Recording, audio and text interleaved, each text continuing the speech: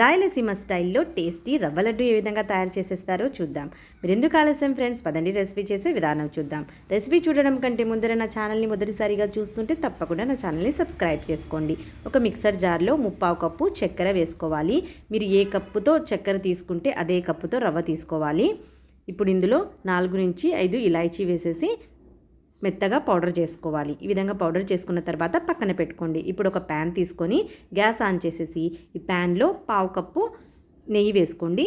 నెయ్యి వేడెక్కిన తర్వాత ఇందులో జీడిపప్పు, కిస్మిస్ యాడ్ చేసుకోవాలి. ఎండు ద్రాక్ష అండి.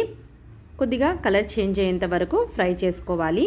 గ్యాస్ ఫ్లేమ్ని మీడియం కానీ లో ఫ్లేమ్లో కానీ పెట్టుకోండి, లేకపోతే తొందరగా మాడిపోతుంది. ఈ విధంగా ఈ ఎండు ద్రాక్ష ఉబ్బిన తర్వాత తీసి పక్కన పెట్టుకోవాలి. ఈ జీడిపప్పును, ఎండు ద్రాక్షని ఈ విధంగా ఫ్రై చేసి పక్కన పెట్టుకున్న తర్వాత ఇదే నెయ్యిలో 1 కప్పు రవ్వ యాడ్ చేసుకోవాలి. గ్యాస్ ఫ్లేమ్ని మీడియం కానీ లో ఫ్లేమ్లో కానీ పెట్టి కదుపుతూ రవ్వ కలర్ చేంజ్ అయ్యేంత వరకు ఫ్రై చేసుకోవాలి. రవ్వ నుంచి మంచి స్మెల్ వస్తుందండి, అప్పటి వరకు ఫ్రై చేయాలి. రవ్వ సరిగా మీరు ఫ్రై చేయకపోతే పచ్చిగా ఉంటుంది. ఇప్పుడు రవ్వ కలర్ చేంజ్ అయిపోయింది కదా, గ్యాస్ ఆఫ్ చేసేసి ఇందులో సగం కప్పు కొబ్బరి తురుము యాడ్ చేసుకోవాలి. నేను ఇక్కడ ఎండు కొబ్బరి తురుము వేసుకున్నాను. మీరు కావాలంటే పచ్చి తురుమైనా వేసుకోవచ్చు. ఎండు కొబ్బరి తురుము వేస్తే కొద్దిగా లైఫ్ బాగా వస్తుంది రవ్వ లడ్డుకు పచ్చి దానికంటే. ఇప్పుడు మనం పౌడర్ చేసి పెట్టుకున్న ఈ చక్కెరను యాడ్ చేసుకోవాలి. చక్కెర పౌడర్ని వేసి కదుపుతూ ఉండాలండి. ఈ వేడికి చక్కెర కరిగిపోతుంది. మనం ఫ్రై చేసి పెట్టుకున్న జీడిపప్పును కూడా కిస్మిస్ యాడ్ చేసుకోవాలి.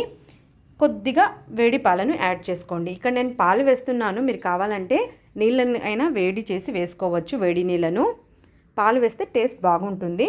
అది ఆప్షనల్ మాత్రమే. మీరు కావాలంటే నీళ్ళైనా వేసుకోవచ్చు. గ్యాస్ ఆన్ చేసేయాలి. ఇప్పుడు చేసి లో ఫ్లేమ్లో పెట్టి కదుపుతూ ఉండాలి. ఇలా కదపడం వల్ల చక్కెర కరిగిపోతుంది వేడికి. చూడండి, ఈ విధంగా కన్సిస్టెన్సీ రావాలి. అప్పటి వరకు కదుపుతూ ఉండాలి.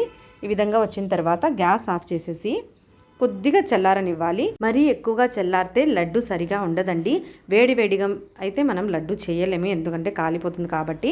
మనం చేతిలో పట్టుకుంటే ఎక్కువ కాలకుండా ఉండేటప్పుడు మనం తీసుకొని ఈ విధంగా లడ్డును చుట్టుకోవాలి. మీరు లడ్డు సైజు మీ ఇష్ట ప్రకారం పెట్టుకోవచ్చు. ఈ విధంగా లడ్డు ప్రిపేర్ చేసుకోవాలండి. రెడీ అయిపోయింది ఎంతో రుచికరమైన రాయలసీమ స్టైల్లో రవ్వ లడ్డు.